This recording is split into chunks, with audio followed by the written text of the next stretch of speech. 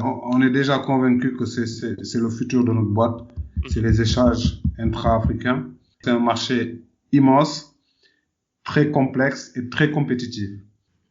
Bienvenue sur Muslim Makers, le podcast où je pars à la rencontre de musulmans ambitieux, au parcours atypique et inspirant. Tout ce que je fais, avec l'aide de Dieu, ne peut pas être vain en fait. Ça peut pas tomber à l'eau du jour au lendemain. Je fais rien pour que ça tombe à l'eau. J'essaie de me conformer au mieux à la religion. N'oubliez pas de vous abonner sur Apple Podcast ou toute autre application de podcast. Bonne écoute. Du coup, pour commencer, est-ce que je peux te demander de te présenter?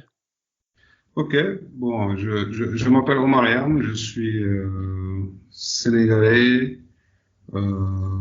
né en France et cofondateur d'une première entreprise créée en 2009 qui s'appelait Speedmail Service et cofondateur de Wikery qu'on a commencé en mi-2012. Voilà.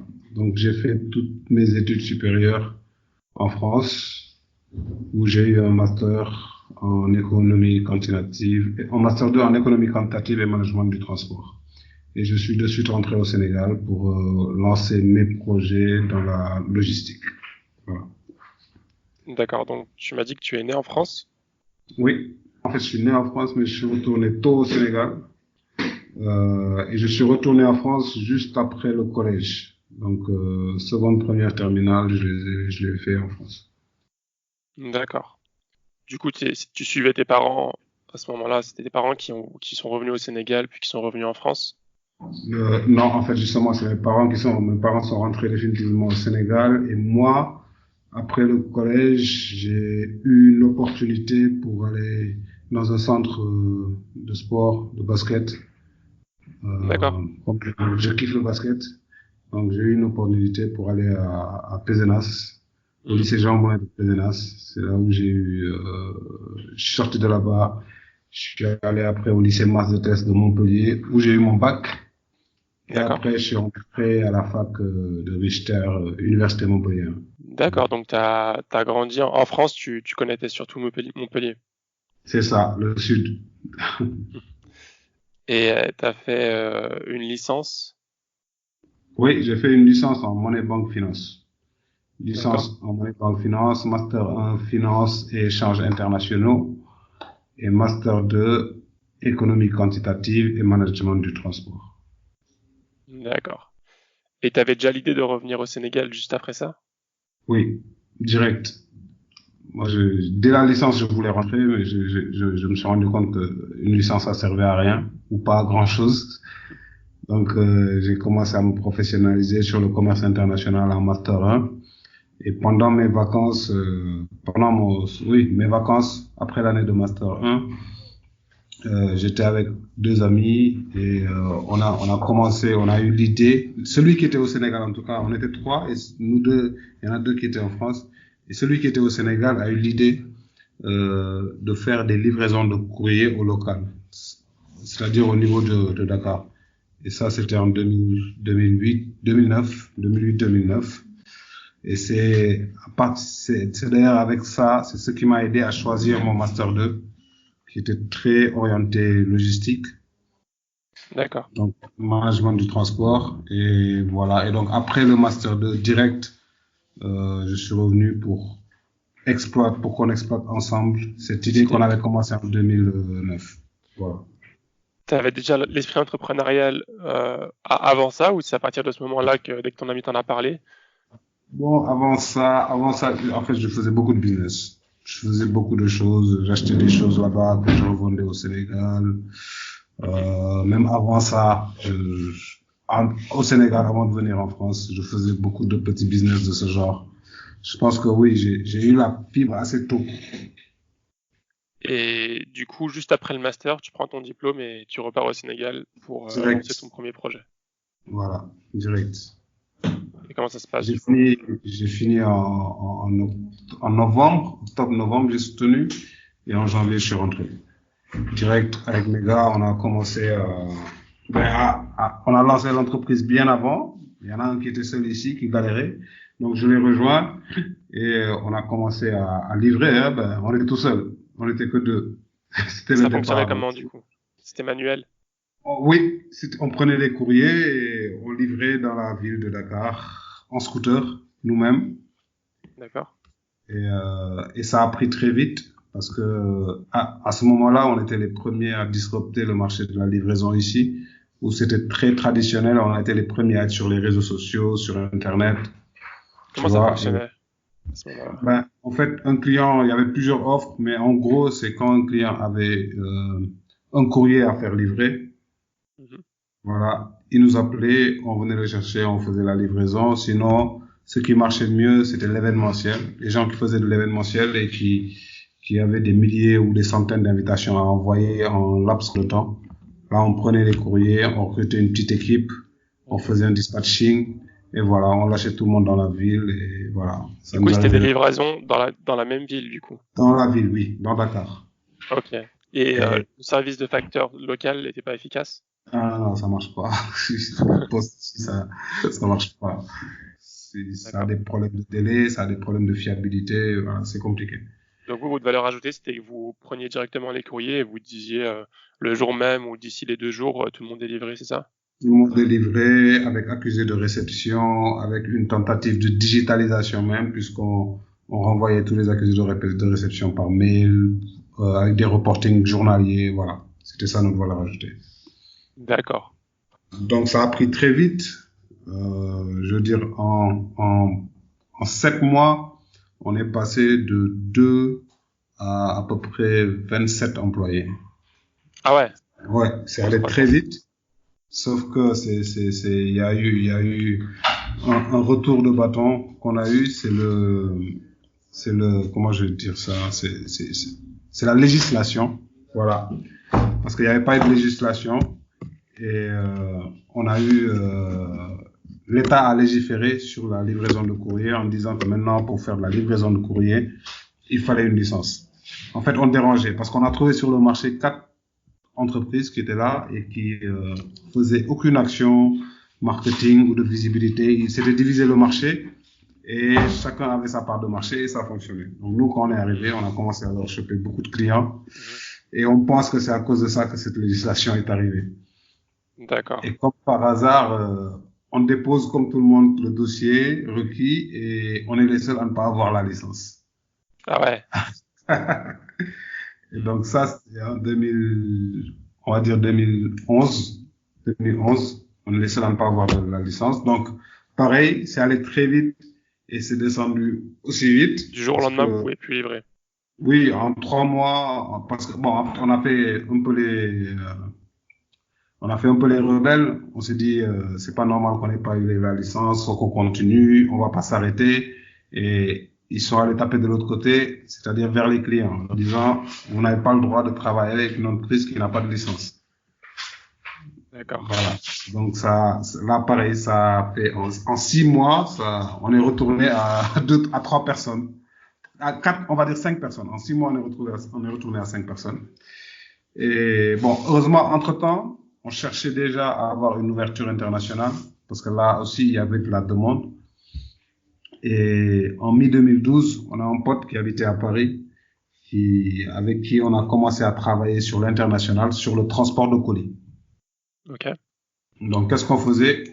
Lui, il chargeait des colis, il essayait de prendre le maximum de colis à Paris. Nous les envoyait au Sénégal et on faisait le dernier kilomètre, on livrait à domicile. Et pareil, nous aussi, on prenait le maximum de colis au Sénégal à envoyer en France. On les donnait aux GP. Les GP, c'est les gens qui voyagent avec des bagages. Voilà, on D'accord. leur donnait les colis et arrivé là-bas, notre pote réceptionnait ça et soit il faisait la livraison, soit il l'envoyait par la poste. Voilà. Ça, l'histoire de notre entreprise actuelle a commencé comme ça, Wikery. D'accord. Donc ça, c'était mi-2012. Et du coup, ça, c'était autorisé. Ça, il y avait pas de législation. Donc c'est ce qu'on a commencé à faire, transporter des colis entre le Sénégal et la France. Ok. Et donc ça a commencé comme ça, au fur et à mesure, là aussi, ça a très vite pris à cause de la valeur ajoutée, parce qu'il y en avait d'autres qui le faisaient déjà, mais il y avait la valeur ajoutée, livraison à domicile. Mhm. Et ça a pris très vite, et au fur et à mesure, on s'est rendu compte que la majorité des colis qu'on transportait, c'était des cartons Amazon, vente privée, Zara, H&M, voilà. Donc on s'est dit, il y a forcément quelque chose à faire dans le e-commerce.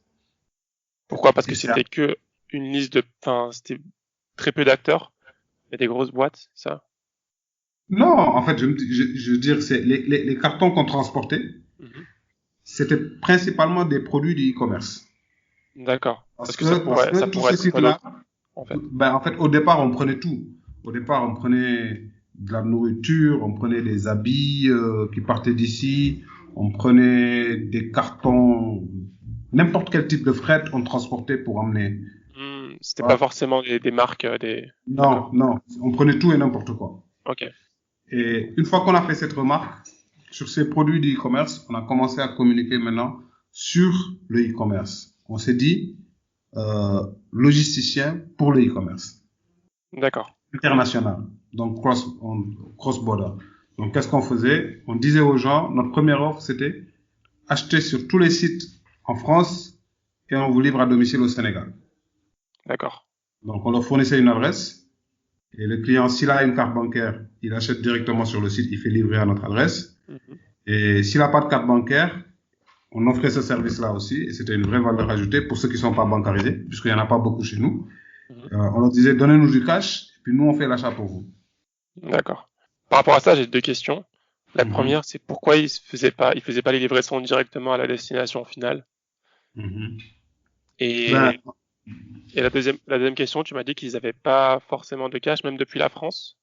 non, Regardez. non, depuis le Sénégal, depuis le Sénégal. Ah, ils faisaient livrer des articles en France pour le Sénégal. Pour le Sénégal, voilà, c'est ça. Donc, pourquoi? Parce que, ben, en fait, les sites internationaux, à ce moment-là, ne livraient pas au Sénégal. Ok, Et même actuellement, quand ils le font, c'est à des prix très élevés, où il y a en plus la barrière douanière qu'il faut régler. d'accord. Et à côté de ça, pareil, le paiement, c'est pas tout le monde qui a une carte de paiement internationale ici. Et donc, il y avait une vraie valeur ajoutée qui a été créée quand on leur disait, ben, donnez-nous le cash, et puis nous, on fait l'achat pour vous sur tous les sites. Ok, Voilà. Donc, ça, c'est le départ de notre activité actuelle, qui est ok. Donc Vicaire. ça, c'était en 2010, tu m'as dit. Non, de 2012, le début de Vicaire, c'était 2012, mais le modèle, quand on s'est dit qu'on fait que les produits du e-commerce, on va dire que ça, c'est le dernier trimestre 2013. Donc, disons début 2014. À partir de D'accord, début 2014, on dit qu'on est e-commerce. Voilà. d'accord. On prend que les produits du e-commerce. Ok. Voilà. Du coup, du jour au lendemain, vous annoncez à vos clients que vous faites que du e-commerce. Exactement. En fait, on ne fait plus de collecte pour les clients. On va plus chercher. On donne juste une adresse à Paris et on dit aux clients achetez et faites livrer sur cette adresse. Nous, on vous livre au Sénégal. Et voilà, une fois que le client envoie le colis, faut juste bon, ce qu'on prend toujours, c'est le mail de confirmation du site. Quand on fait un achat sur un site, il y a toujours un mail de confirmation Mhm. et ça nous permet de linker le client et le colis. D'accord. Et ensuite, depuis la France, Depuis là, vous y livrez à Dakar. exactement. Depuis la France, bon, on a continué un peu pendant un an encore le système de donner tous ces colis-là au GP, c'est-à-dire à ces voyageurs qui vendent leur espace, leur poids pendant un an. Et après, à partir de certains volumes, c'était plus possible. Donc, on a commencé à faire du fret aérien. D'accord.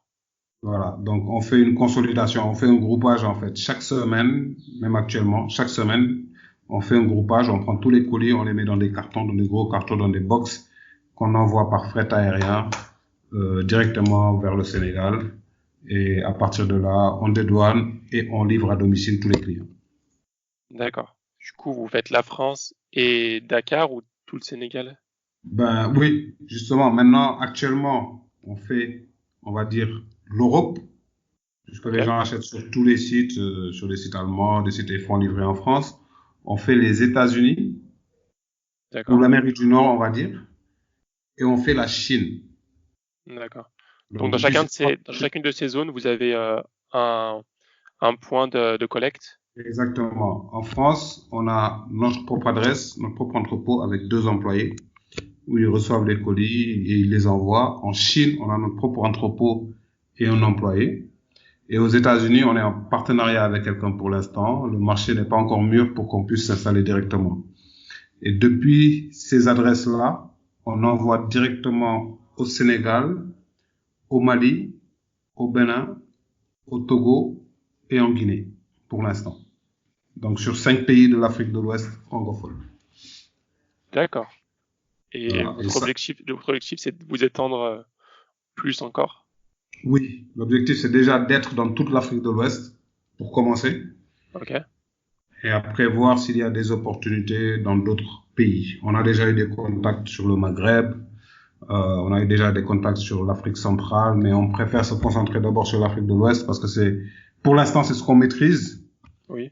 Et voilà, je pense qu'avec quelques levées de fonds, on pourra aller voir d'autres marchés. D'accord. Donc en fait, là vous êtes concentré sur les livraisons depuis ces zones, la Chine, l'Europe et les États-Unis vers le Sénégal. Vous faites pas l'inverse? Pas encore, parce que l'inverse est beaucoup plus compliqué et beaucoup plus cher. Ok. Beaucoup plus cher, mais on est en train de chercher des solutions. On pense lancer une solution sur le groupage. Bon, j'ai pas précisé qu'on faisait de l'aérien, mais aussi qu'on avait rajouté le maritime depuis toutes ces zones-là. Ok. Et donc, on a déjà trouvé une solution pour l'export maritime. Ok. Maintenant, il reste trouver la solution pour l'export aérien, qui va nous permettre d'adresser le marché du e-commerce mondial, c'est-à-dire permettre à nos artisans, à nos producteurs de pouvoir vendre et livrer dans le monde entier. Parce Donc que l'export maritime, c'est pas suffisant? Non, en fait, l'export maritime, c'est des gros volumes. Ok. Donc, c'est pour des gens qui sont vraiment déjà très structurés et qui ont un certain volume de vente. Par C'est-à-dire, contre, il faut plusieurs conteneurs. oui, ou en fait, c'est même pas des conteneurs. C'est rarement des conteneurs complets. Donc, il faut plusieurs personnes qui ont de gros volumes pour faire un conteneur global. Ok. Alors que sur Néanmoins, en revanche, pour les pays en Afrique, vous comptez faire des échanges interpays? exactement, ben, on est déjà convaincu que c'est le futur de notre boîte. C'est Mhm. les échanges intra-africains. Mhm. Donc là aussi, on a déjà eu quelques requêtes sur des transports, surtout Dakar, la ligne Dakar-Bamako, Dakar-Conakry, et on est convaincu que c'est le futur. Maintenant, reste à voir comment on va mixer, comment la technologie justement va nous aider à adresser ce marché-là, parce que c'est un marché immense, très complexe et très compétitif. Il faut qu'on trouve une valeur ajoutée qu'on va amener et on pense que ce sera la technologie qui nous permettra d'aller vite sur ce marché-là. Il est très compétitif par rapport à des boîtes, des compagnies locales, ou bien des grosses structures comme Amazon ou Alibaba, Non, je non, sais pas. non, juste par rapport aux boîtes locales et surtout aux informels. Parce que n'importe qui a son camion propose un service entre Dakar et Bamako. Tu vois, l'offre formelle, c'est-à-dire envoyer par exemple un colis par DHL depuis le Sénégal vers le Mali, coûte excessivement cher. Ça coûte plus cher d'envoyer un colis depuis le Sénégal vers le Mali que d'envoyer un colis vers la France. Il n'y a pas encore assez de volume, il n'y a pas encore une bonne offre. Donc nous, on est en train de travailler sur ça parce que pour moi, le départ, c'est d'essayer de trouver d'abord les vendeurs. D'accord. Parce qu'on est sûr que les vendeurs vendent déjà sur toutes ces zones-là. Mais il y a un circuit parallèle, un circuit informel que j'utilise. Maintenant, il faut les trouver et voir comment les faire venir sur le marché formel. Et ça, c'est en leur offrant une valeur ajoutée à chaque fois. Et c'est quoi la valeur ajoutée que vous apportez par rapport à ça? Actuellement, pour l'instant, on l'a pas encore trouvé. Pour le marché intra-africain, Mhm. on l'a pas encore trouvé. Mais on est en train de chercher. On est en train de chercher. En revanche, pour les autres pays africains, vous pouvez Mhm. faire, vous pouvez étendre le business que vous faites déjà au Sénégal, c'est-à-dire les livraisons depuis la France et les États-Unis et la Exactement. Chine. Mhm. Exactement. Sur tous les pays, sur les pays que je t'ai donnés, le Mali, le Bénin, le Togo, la Guinée, ben, on a déjà commencé. Cool. Et vous avez monté cette boîte Oui. sans fonds Ça, externes? on a commencé, bon, je te dis en 2012. On a vécu un peu avec les restes de l'autre boîte, qui entre parenthèses n'est pas mort, hein. Elle existe toujours, mais a changé de braquet. Maintenant, elle fait que du B2B. Et on a été obligé de racheter une autre boîte qui avait déjà la licence pour pouvoir continuer l'activité. Ah, Mais c'était 2 ou 3 ans après. En fait, on est reparti. Voilà. Donc, mais on a racheté une autre boîte qui d'accord. avait une licence. Et donc, notre boîte actuelle, on a commencé sans fonds jusqu'en 2016. À partir de 2016, on s'est rendu compte qu'il nous fallait de l'argent pour pouvoir aller vite. Mhm. Et en 2017, on a levé des fonds avec un fonds d'investissement sénégalais qui s'appelle Teranga Capital. Ensuite, on a levé 300 000 euros.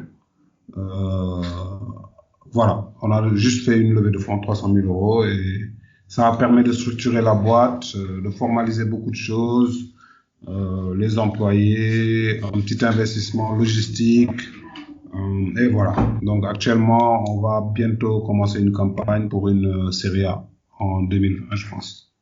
En 2020? Oui. Ok. Du coup, cette campagne, ça sera quoi l'objectif de cette levée de fonds? Ça sera pour le marché intra-africain ou bien pour...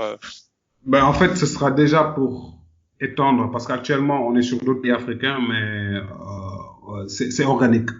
Ok. On laisse On veut pas bouger faire tout de seul. marketing, Oui, voilà. ça coûte Donc, trop en cher. fait, exactement. On veut pas beaucoup dépenser en marketing. Donc, l'objectif, parce qu'on n'est pas encore rentable. Donc, l'objectif, c'est quoi? Ce serait de lever des fonds pour pouvoir adresser ce marché-là, là, y aller à fond, Mhm.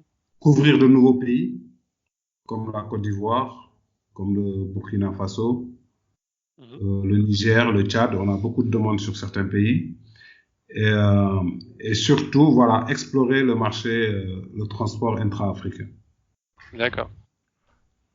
Et du coup, pour la levée de fonds, vous la faites directement au Sénégal ou dans les pays africains ou vous venez en Europe, dans d'autres pays? Non, on peut, au Sénégal, ça va être compliqué de trouver un acteur pour une série A, même s'il y a, bon, Teranga Capital, le fonds qui nous a financé, ne dépasse pas les 450 000 euros. Mhm. Et ils ont déjà mis 300 000 euros, donc 150 000 euros, voilà, c'est pas beaucoup. Mhm. Après, on a certains fonds qui sont déjà là. Orange Digital Venture, ils sont là. Mais on est encore apparemment Est-ce que trop tu petit peux, pour je eux. viens de me rendre compte qu'on utilise des mots assez complexes peut-être pour les auditeurs, Oui. définir un peu ce que c'est une série A. Une série A, c'est le fait de lever de l'argent, bon, certains montants qui permet à l'entreprise de scaler, c'est-à-dire de pouvoir se déployer vraiment dans plusieurs pays avec un modèle qu'il a déjà éprouvé pendant qu'il était avec l'autre levée de fonds, avec le site qu'il a levé. Avec le site, il a éprouvé un modèle et trouvé un marché. Mhm. Maintenant, en série A, c'est avoir un montant un peu plus important pour s'étendre déjà dans plusieurs pays et, s'il le faut, son, euh, augmenter son niveau de recrutement, Mhm. justement. Puisque nous, on utilise beaucoup la tech. Mhm. Là, alors qu'on n'a pas d'équipe tech. On n'avait pas d'équipe tech. Là, on a à peu près 3 personnes sur la tech. Et cette série A permettra justement de recruter Mhm. pour augmenter notre équipe tech et surtout nous déployer dans d'autres pays de l'Afrique de l'Ouest. D'accord. Parce que j'ai l'impression que pour votre type de business, oui, les trois zones dans lesquelles vous devez investir, c'est le recrutement, le marketing et aussi la partie légale, j'imagine, entre chaque pays. Oui, bon, la partie légale je veux dire, c'est pas simple, mais la solution est là parce que c'est juste une maison de transit. Mhm.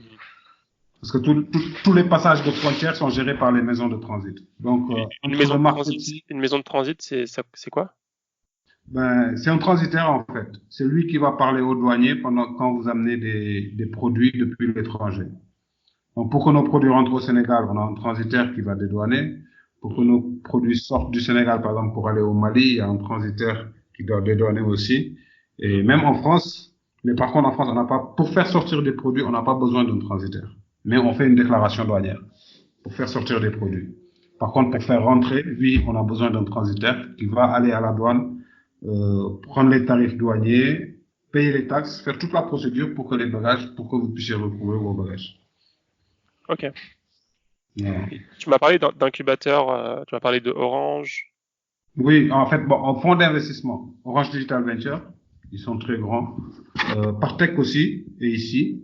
C'est le premier fonds français C'est- orienté tech. D'accord. Ok. Ils ont ouvert un bureau en Afrique. Donc, ce qu'on va viser, ça va être eux. Sinon, d'autres fonds, parce qu'il y a de plus en plus de fonds africains qui sont en train de se créer, Mhm. un certain contact avec eux. Et il y a aussi un réseau de business angel africain qui est en train de se créer. Et voilà, tout ça, c'est des opportunités qu'on espère pouvoir exploiter. D'accord. J'ai vu récemment que tu as eu à voyager en Chine. Est-ce que tu peux me raconter un peu Exact. c'était quoi l'objectif? Oui, c'est un programme organisé par Alibaba, Ok. le e-Founder Fellowship, où ils invitent chaque semestre, non, oui, c'est chaque semestre, une trentaine d'entrepreneurs des pays émergents, que ce soit de l'Asie du Sud-Est ou de l'Afrique, pour qu'ils viennent découvrir l'écosystème entrepreneurial et tech chinois. Parce on a beaucoup de similarités entre nos marchés. Mhm. Je veux dire, Alibaba a été créé en 99, on est en 2019, et eux disent que l'Afrique, en tout cas l'Afrique subsaharienne, est au niveau où était la Chine il y a 20 ans. C'est-à-dire D'accord. un énorme potentiel, un gros marché et une tech naissante. D'accord. Voilà. Il y a énormément d'opportunités en Afrique. Et donc, ils nous ont emmenés là-bas, bon, pour nous déjà nous raconter l'histoire d'Alibaba, mais on a été très inspiré par le modèle entrepreneurial, le modèle chinois, avec un marché énorme, des économies de plateformes. Alibaba ne fait que des plateformes. Alibaba n'a pas d'équipe logistique, n'a pas d'équipe de livraison, ne vend pas de produits. Ils mettent en place que des plateformes. Et ils en D'accord. ont 27. C'était extraordinaire. Voilà, donc on a passé 10 jours dans les locaux de Mhm. Alibaba au siège à Hangzhou. Ils ont invité Et que des boîtes africaines. oui, moi dans ma cohorte, il n'y avait que des boîtes africaines. D'accord. On était une trentaine de boîtes, dont la majorité des Nigérians, une quinzaine Ok. de boîtes du Nigeria. Donc voilà, franchement une expérience enrichissante qui nous a permis d'avoir déjà de tisser un bon réseau parce que c'était pas que des petites boîtes comme la nôtre. Il y avait vraiment des boîtes exceptionnelles. Et donc, on en a profité pour faire du réseautage et découvrir justement l'environnement chinois. Comment ils ont digitalisé, en gros, comment ils ont digitalisé toute leur économie. D'accord. Du coup, c'était quoi leur objectif à eux? Ben, leur objectif, c'était de montrer ce Mhm. qu'ils font.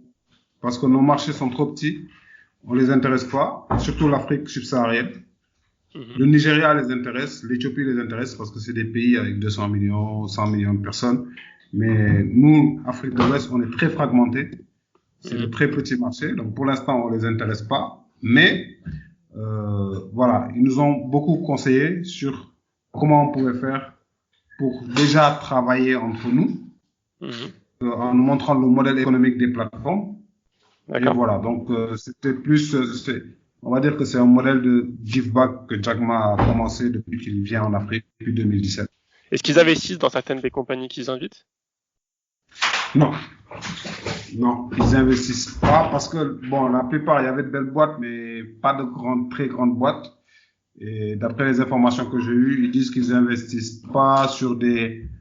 En fait, leur ticket d'investissement est très élevé. Ok. Pour l'instant, le seul investissement que je connais, c'est une boîte logistique en Asie du Sud-Est. Et quand ils rentrent, ils deviennent automatiquement majoritaires, quoi. Donc, c'est à plus de 100 millions de dollars. Voilà. Ouais. Ouais, Voilà. c'est presque de l'acquisition en fait. Exactement. Donc, nous, l'opportunité qu'on a peut-être, c'est de leur faire une offre pour voir comment on peut travailler avec eux sur l'adressage du marché local. Mhm. Et donc, voilà, on a des pistes qu'on est en train d'exploiter avec eux. Parce que vos clients, les clients qui achètent des produits d'Asie, ils achètent leurs produits depuis Alibaba, j'imagine. Oui, ça dépend. Ça dépend. Ils peuvent acheter sur Alibaba ou ils achètent sur AliExpress et ils font livrer en France. Ok. Même, ils peuvent faire, avec AliExpress, ils peuvent faire livrer directement au Sénégal. mais c'est des délais excessivement longs. Alibaba est sur même en des France, délais c'est super long. Voilà, alors que moi, bon, ce qu'on leur propose, c'est qu'ils nous livrent, par exemple, chez nous, à notre bureau en Chine, nous, on livre au Sénégal en 10 jours. Ok. Tu vois, Donc vous c'est des pistes diminuez le comme ça temps qu'on est en train de voir. par 2 ou 3 par rapport à une livraison Exactement. directe. Actuellement, vous êtes environ une trentaine d'employés. 23. Actuellement, on est 23. Je pense qu'on va, d'ici la fin de l'année, on sera, ouais, je pense que d'ici la fin de l'année, on sera 30, hein.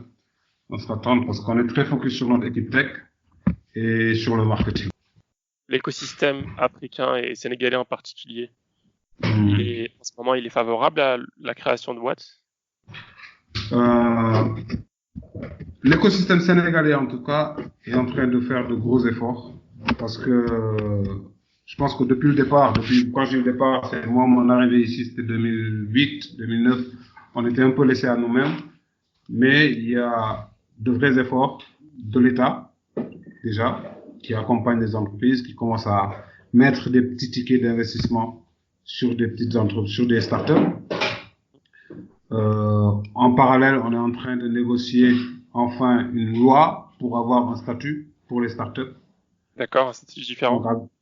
Donc avec des aménagements au niveau fiscal, au niveau réglementaire, voilà, pour avoir beaucoup plus de facilité. En fait, on veut qu'ils soient conscients qu'une startup, c'est pas une PME, que c'est différent, les modèles d'évolution sont différents. Voilà. Et l'écosystème sénégalais en général a commencé à bien s'enrichir. On a au Sénégal le premier incubateur d'Afrique francophone qui a été créé pareil en 2011 ou 2012 et qui a aidé à créer tous les incubateurs qui sont dans les pays limitrophes, que ce soit au Mali, au Niger, voilà. Donc c'est le CETIC qui est au Sénégal. On a de plus en plus d'incubateurs qui se créent, de plus en plus d'espaces de coworking. Donc c'est vraiment en train de prendre forme. L'écosystème est encore naissant, mais côté Afrique de l'Ouest, je pense qu'on a le lead. D'accord. C'est beaucoup plus ouvert pour les locaux, j'imagine. Pour les locaux, c'est-à-dire? C'est-à-dire les gens qui ont la nationalité. Non, pas forcément, pas forcément. On a beaucoup d'étrangers qui ouvrent des boîtes ici aussi, hein. Ok. D'accord. J'aimerais te poser une question par rapport à ton parcours. C'était quoi tes plus grosses difficultés dans ces 7 dernières années avec ta première boîte? Oui, plus grosse difficulté, je pense qu'on va parler en premier. Déjà avant ça, même si je peux remonter plus tôt. Donc toi, tu as eu à voyager très tôt, du Sénégal à la France. Quand tu es arrivé en France, t'es venu tout seul. Tout seul, ouais. Interne. Déjà, rien que ça. Oui, c'était une expérience. Mais bon, pendant cette période-là, je le vivais bien parce que j'étais dans ma passion. Voilà, c'était du sport, c'était du basket. C'est tout ce que je voulais faire, donc c'était pas mal. J'ai commencé à sentir le fait d'avoir bougé de mon pays. J'ai vraiment commencé à le sentir quand je suis parti à la fac. D'accord. Là, c'était différent parce que c'était voilà. Et la motivation première que j'avais, c'était de finir vite et rentrer au pays. D'accord. Voilà. Donc, je pense que ça m'a beaucoup aidé. Et après, une fois arrivé ici, les grosses difficultés, de toute façon, c'est tout le temps dur. Donc, les grosses difficultés, je pense qu'on peut commencer par un environnement hostile pour les entrepreneurs. C'est un vrai environnement hostile parce que il y a rien, ou en tout cas, il y avait rien au départ qui était fait pour faciliter la vie des jeunes entrepreneurs. Pris sur tous les côtés, le côté légal, le côté fiscal, le côté financement, voilà, c'était très compliqué. Et jusqu'à maintenant, c'est compliqué. Nous, on se bat pour justement pour que ça soit allégé, surtout sur la partie fiscale, parce que actuellement, il n'y a pas de fiscalité adaptée pour les startups. On a un écosystème assez particulier. La plupart des entreprises qui se créent au Sénégal commencent par de l'informel. Nous, quand on a commencé notre activité, on l'a commencé en mi-2012. C'est qu'en 2015 qu'on a créé l'entreprise. C'est dû à toute cette formalité administrative. Exactement, c'est très compliqué. Et une fois que vous faites toutes ces formalités-là, maintenant il y a la taxation, il y a les taxes qui arrivent. Et ça, c'est des choses qu'on ne met pas dans nos modèles dès le départ. Et donc il y a toute une transition à gérer entre l'informel et le formel. Et c'est très compliqué. Beaucoup de boîtes meurent à cet instant-là. Avant même de commencer. Exactement, en n'incorporant pas le formel dès le départ dans leur business. Rien que, par exemple, rien que sur la TVA, vous déclarez un prix, vous dites par exemple que vous vendez quelque chose à 20 €, vous avez 18% que vous devez payer à l'État. Donc, quand vous passez de l'informel au formel, les 18%, comment vous faites? Vous les supportez pour ne pas augmenter vos prix, par exemple. Nous, c'est ce qu'on a fait. Et c'était très compliqué. Ou bien vous augmentez vos prix. Vous augmentez vos prix de 18%. On n'a pas osé augmenter nos prix parce que c'était très compliqué. Déjà, nos tarifs sont... C'est beaucoup. 18%. Ça équivaut quasiment même au prix à une deuxième livraison, en fait, parce que le prix de la livraison. Par exemple, voilà, c'est ça. Donc, voilà, il y a toute une phase de transition à gérer entre l'informel et le formel. Donc, actuellement, moi, c'est mon plus gros combat. Hein. Donc, c'est une des difficultés qui prend le plus de mon temps.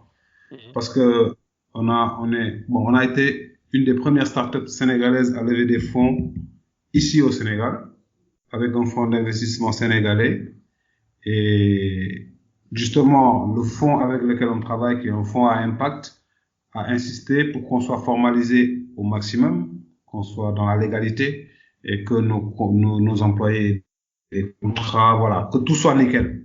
Et on s'est rendu compte que ça coûtait excessivement cher et que si ça continue comme ça, les autres qui arrivent derrière nous, soit ils seront obligés de lever beaucoup plus d'argent qu'ils en ont besoin pour passer cette étape-là, de passage à la formalisation, soit ils lèveront des petits tickets et ça leur suffira pas pour vivre. Et donc, le taux de mortalité augmentera encore.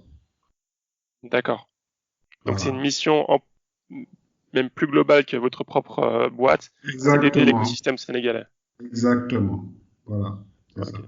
Vous y tenez beaucoup à ça. Oui, non, mais ça, actuellement, on est à 100% dedans. On espère qu'on va avoir une loi d'ici la fin de l'année. On va voir. Il y aura des annonces qui seront faites, mais voilà. On a déjà fait une ébauche, on a déjà fait des propositions avec tous les membres de l'écosystème au Sénégal. On s'est retrouvés et on a fait des propositions. D'accord. Notre boîte est utilisée comme use case et voilà. On a fait des propositions et on a donné un document. Ok. C'est intéressant. J'ai une question par rapport à un peu plus ta spiritualité. Est-ce que tu as eu des moments un peu particuliers? En France, c'est un peu plus compliqué qu'au Sénégal. Le Sénégal, c'est un pays musulman. Ouais. Est-ce que ça a joué un peu sur le fait que tu veuilles retourner au Sénégal? Non. Je pense que ça n'a pas ce côté. C'était un peu bizarre au début, puisque quand je venais d'arriver à l'internat, quand les gens me voyaient prier, voilà, ça leur faisait bizarre. Limite, les gens venaient regarder, quoi. Qu'est-ce qu'il fait? Qu'est-ce qu'il est en train de faire?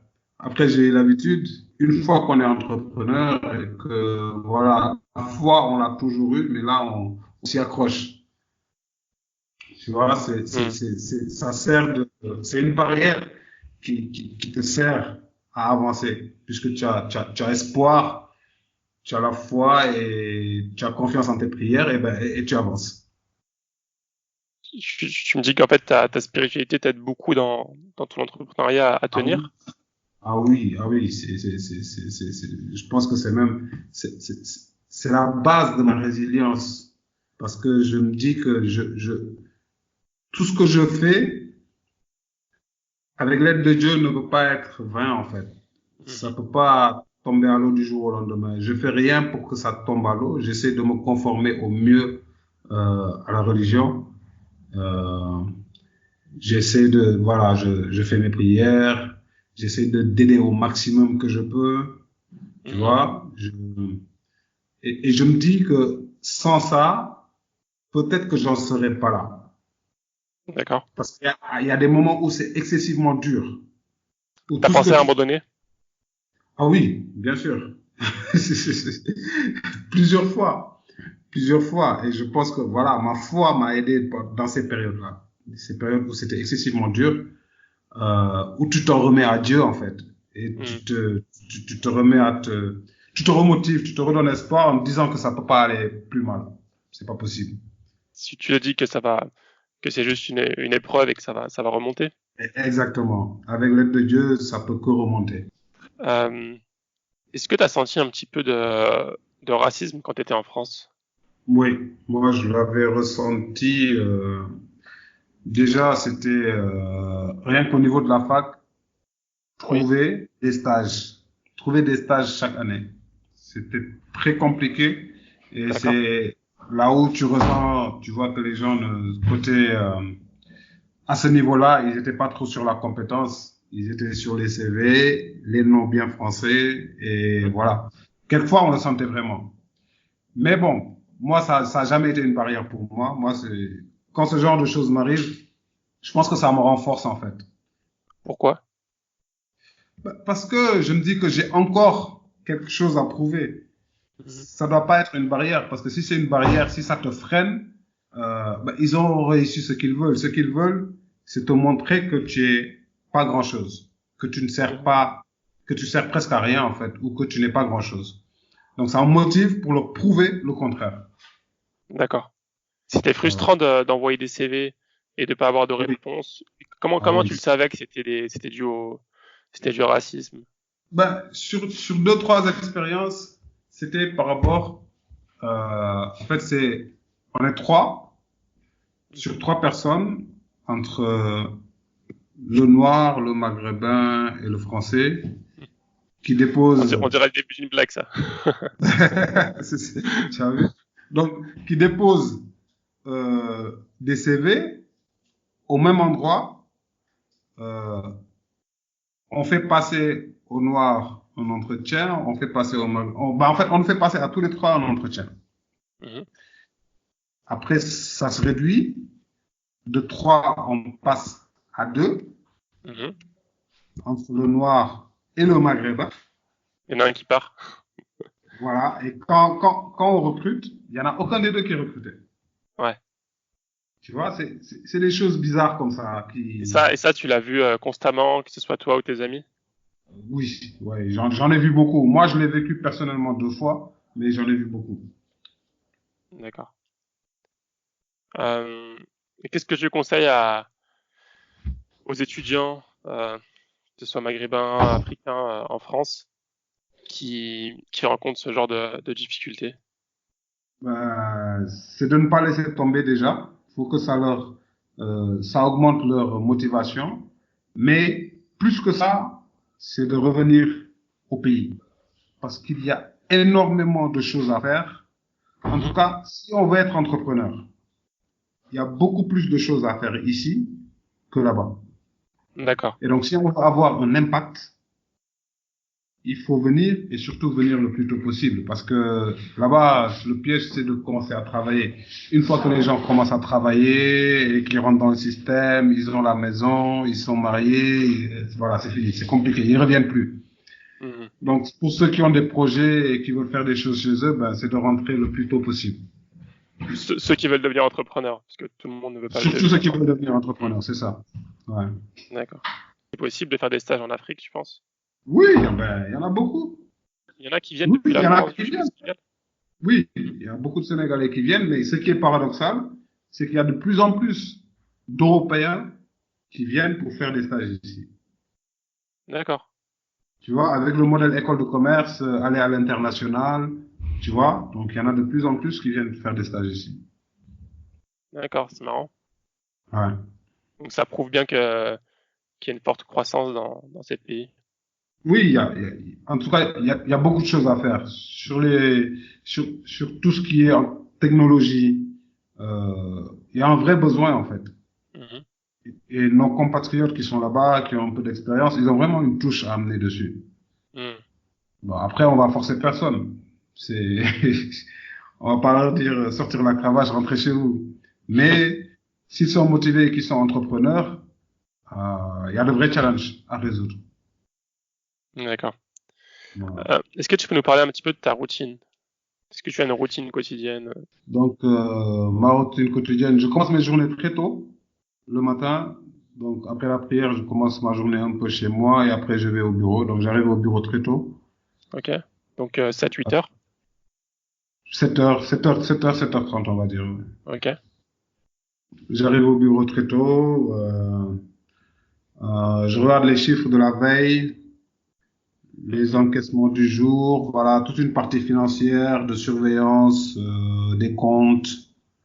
C'est ça. Et après, ben, il y a toute une routine entrepreneuriale, je vais dire, c'est-à-dire régler des problèmes toute la journée. Et à la fin de la journée, faire un petit compte. Tu fais des grosses journées? Avant, oui, de moins en moins. Depuis Mhm. que je suis marié et depuis que j'ai un gosse, de moins en moins. Mais avant, je faisais de grosses journées. Maintenant, je dépasse pas, on va dire, du 10 heures, 11 heures par jour. À 18 heures maximum, je pars. Est-ce que tu consommes des contenus, livres, podcasts, articles? J'ai vu que tu écrivais quelques articles parfois. Bon, c'est juste deux ou trois sur LinkedIn, Ouais. mais je vais m'y mettre. Je vais me mettre dans ça, dans l'écriture d'articles. Tu aimes bien écrire, c'est une passion ou c'est plus pour parler un peu de ce que tu fais? Voilà, c'est plus pour partager. D'accord. C'est plus pour partager ce qu'on vit, ce qu'on fait, et après, il y a le côté professionnel. On a de plus en plus d'expérience, donc on peut de plus en plus se permettre de l'exprimer. Ok. Si tu avais un conseil à donner à un jeune étudiant, je sais pas, qui sort d'école, Ouais. non, je remonterais même plus tôt euh, au lycée, parce que c'est en général c'est là que pas mal de jeunes décrochent. Mhm. Euh, il y en a beaucoup qui partent en lycée professionnel, bac pro, et après même s'ils passent en lycée général, il y en a beaucoup qui s'arrêtent avant la fac. Exact, c'est vrai. Bon, moi, ça, je l'ai vécu pas au collège parce que la majorité des gens avec qui je traînais, ben, voilà, ils étaient au lycée et avaient tous des ambitions d'études supérieures. Mais Ok. par contre, je l'ai senti en France entre le bac et la fac. Oui, il y a eu beaucoup de déperditions. Il y en a beaucoup qui sont passés à autre chose, qui n'ont pas fait d'études supérieures, qui sont allés directement soit en formation, soit à la recherche de taf.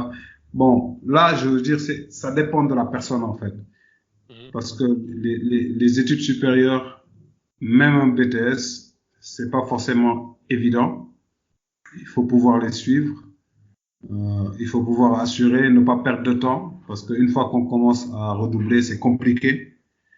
Donc, c'est une question de choix. C'est très personnel. Si on a envie de faire des études supérieures, ben, se donner les moyens, y aller à fond. Si on n'a pas envie d'y aller aussi, pareil, trouver sa voie. C'est Mhm. ça, en fait. Il faut trouver sa voie et surtout toujours tout donner. Essayer d'exceller partout où on est. Le problème en général à ce niveau-là, c'est que les étudiants ne savent pas trop quoi faire encore à ce moment-là en fait. Exact, oui. Du coup, En début d'études supérieures, c'est vrai. Donc ça, c'est plus du mentorat. Si on ne trouve pas sa voie, si on a, parce que d'habitude, il y a des gens, dès le départ, ils savent ce qu'ils veulent faire. Moi, je vais être informaticien, par exemple. mhm. Moi, je vais être banquier, et puis se débrouille pour voir le filon ou le circuit pour être banquier. Mais c'est vrai qu'il y en a beaucoup qui arrivent et qui ne savent pas ce qu'ils veulent faire. Et Mhm. là, c'est surtout, c'est beaucoup de conseils en amont. Mhm. Après, je pense que ça a changé. Maintenant, ils arrivent à changer de circuit pendant l'année de licence C'est 1 plus ou 2. facile, oui. Mhm. Oui, maintenant, c'est plus facile. Nous, à notre époque, c'était beaucoup plus compliqué. Mais ça aussi, c'est bien. C'est des initiatives à mettre en place pour que les gens, au fur et à mesure, puissent s'adapter par rapport à leurs besoins, par rapport à leurs envies.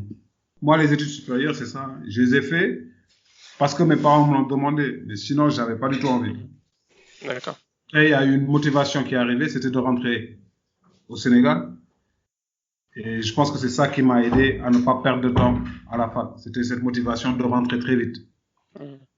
Voilà.